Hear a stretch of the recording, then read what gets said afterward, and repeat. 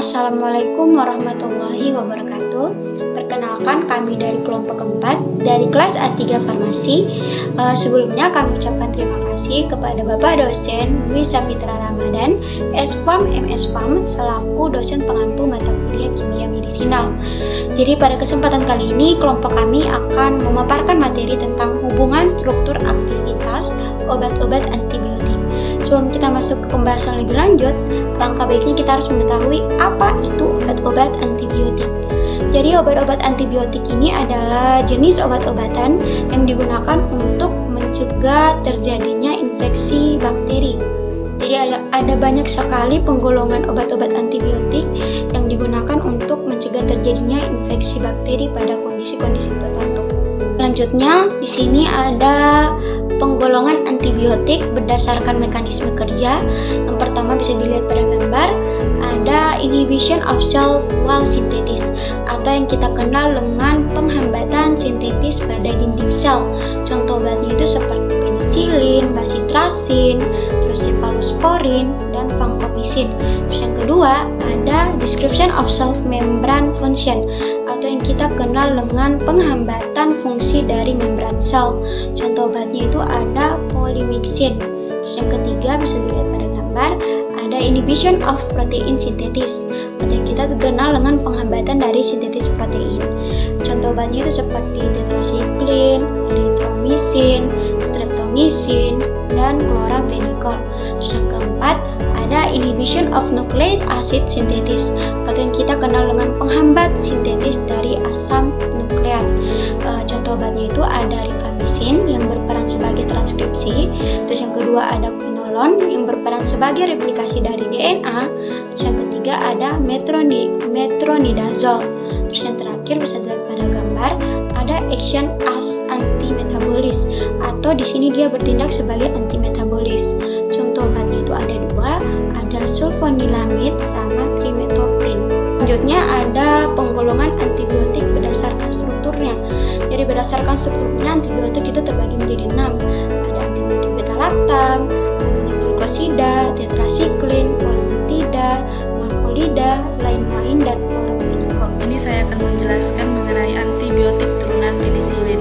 Struktur dasar penisilin terdiri atas cincin thiazolidin yang menyatu dengan cincin beta-lactam. Kedua cincin ini merupakan inti dari turunan penisilin serta diberi nama 6-aminopenicillanase acid atau 6-APA. Berbagai turunan penisilin semisintesis kemudian diproduksi dengan memodifikasi rantai samping yang terikat pada 6-APA, baik rantai samping dan 6-APA. Keduanya ini penting untuk aktivitas antibakteri dari turunan penisilin. Kemudian kita dapat melihat pada slide struktur dasar penisilin dan juga rantai sampingnya. Penamaan turunan penisilin semisintesis yang terikat pada 6-APA. Berikut adalah tabel penamaan turunan penisilin semisintesis. Dengan nama penisilin G, rumus strukturnya CH2, penisilin V, rumus strukturnya OCH2, penicillin dengan rumus struktur OCH-CH2. Klasifikasi penisilin.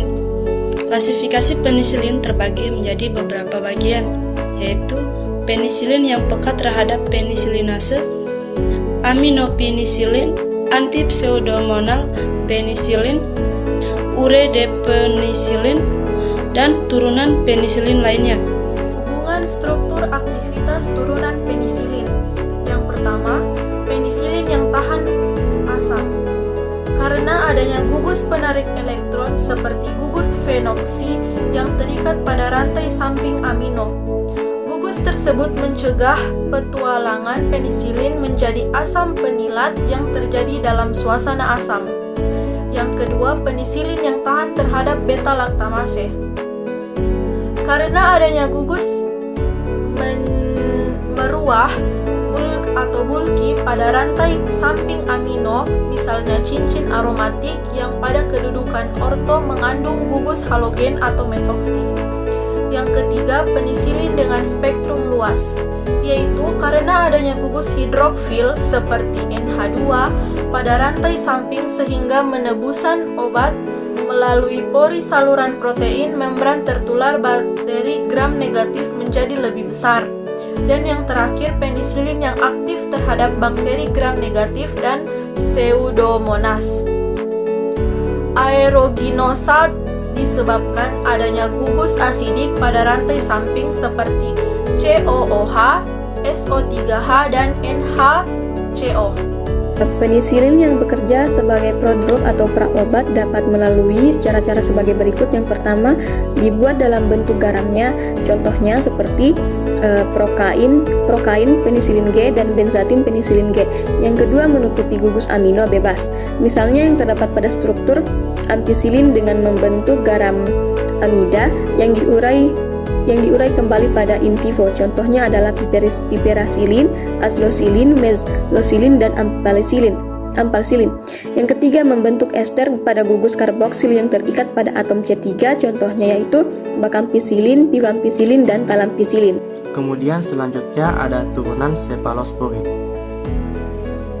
Cephalosporin pertama kali diekstraksi dari jamur Cephalosporium ochremonium pada tahun 1948 oleh Brosu, Newton, dan Abraham pada tahun 1953. Produk utamanya adalah cephalosporin C.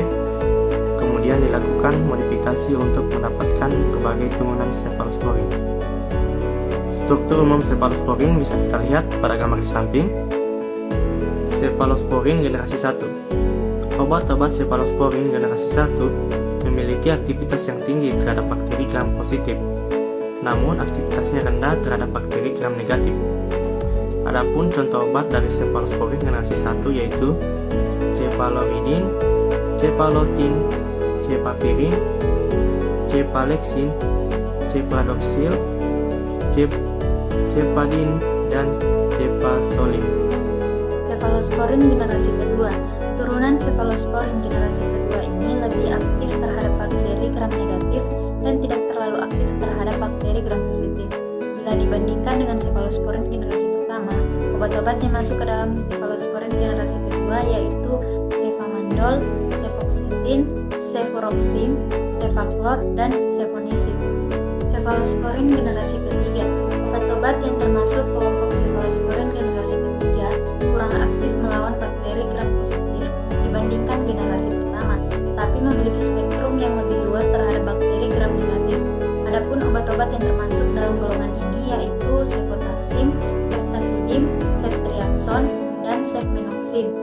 Adapun obat-obat dalam kelompok cephalosporin generasi keempat memiliki spektrum yang lebih luas dalam melawan bakteri dibandingkan turunan cephalosporin sebelumnya.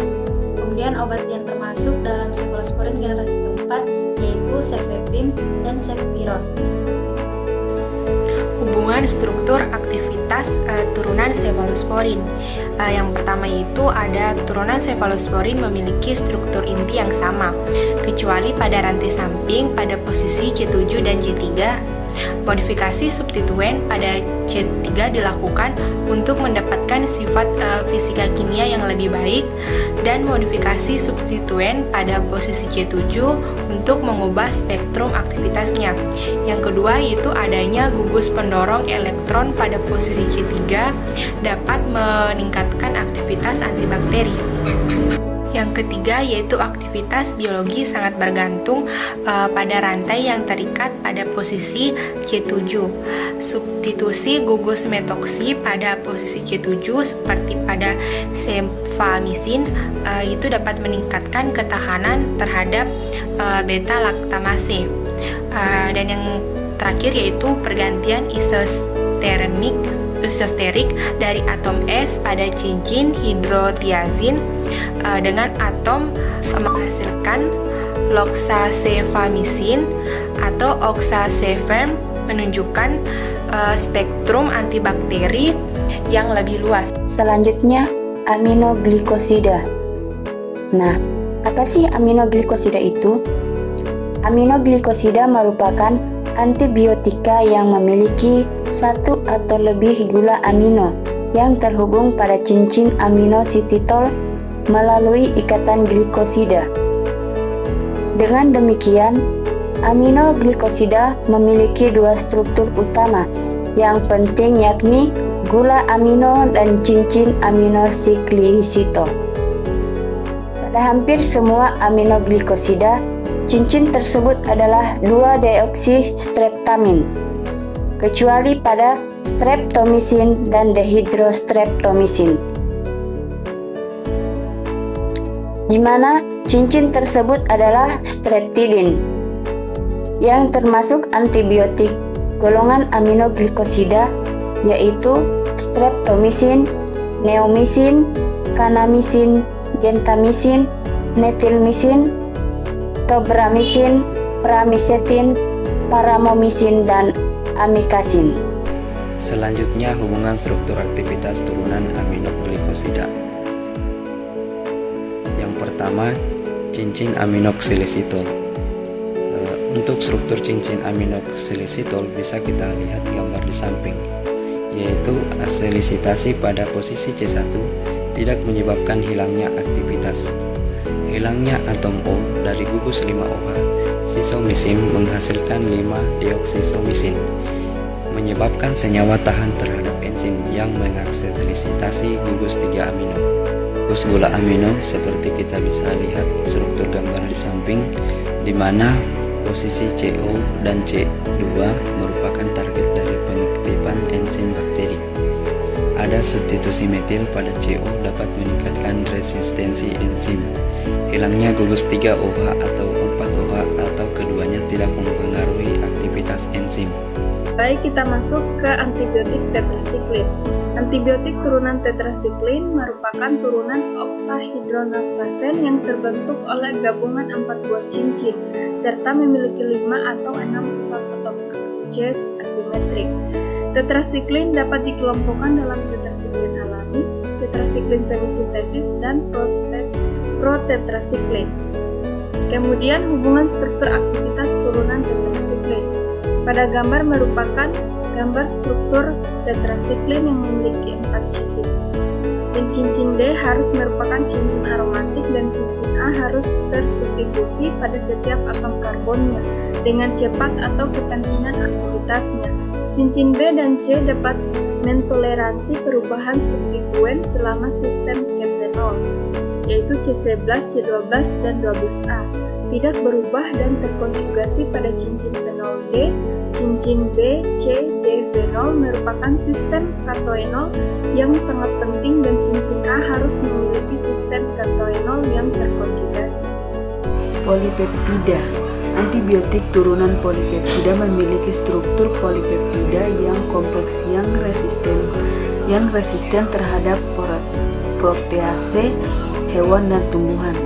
Antibiotika ini juga memiliki gugus lipid selain gugus amino yang tidak dimiliki oleh hewan dan tumbuhan.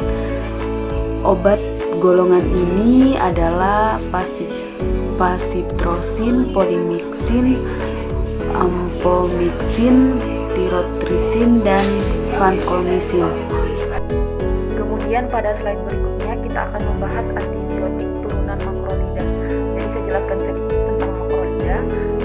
Jadi makrolid itu adalah jenis antibiotik yang dapat berguna untuk mengobati beragam infeksi bakteri yang umum terjadi, mulai dari infeksi telinga, kemudian radang panggul, hingga ke pneumonia.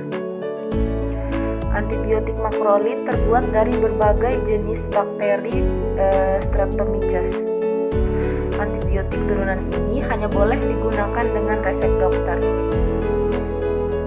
Antibiotik turunan makrolida mempunyai 5 struktur dengan karakteristik.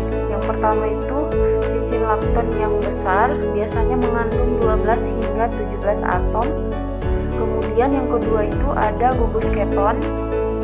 Yang ketiga itu 1 atau 2 gula amin seperti glikosida yang berhubungan dengan cincin lakton. Kemudian yang keempat, gula netral yang berhubungan dengan gula amino atau pada cincin lakton. Kemudian yang terakhir, gugus dimetil amino pada residu gula yang menyebabkan sifat basa dari senyawa dan memungkinkan untuk dibuat bentuk garamnya. Selanjutnya, kloromfenikol. Modifikasi pada rantai samping di klorosetamida, rantai samping di halogen lainnya akan menghasilkan senyawa yang kurang poten, meski aktivitas utama tetap ada. Kemudian modifikasi 1,3 propanadiol bila gugus alkohol pada C1 diubah akan menurunkan aktivitas, sehingga adanya gugus alkohol pada senyawa ini penting untuk aktivitas antibakterinya. Kita masuk pada modifikasi gugus P-nitrolfenol yang dapat dilakukan melalui beberapa cara, yakni yang pertama ada penggantian gugus nitro oleh substituen lainnya yang akan menurunkan aktivitas antibakteri. Kemudian kedua, pemindahan posisi gugus nitro dari posisi para juga akan menurunkan aktivitas antibakteri. Kemudian poin ketiga adalah penggantian gugus fenil oleh gugus alisiklik yang akan menghasilkan senyawa yang kurang poten.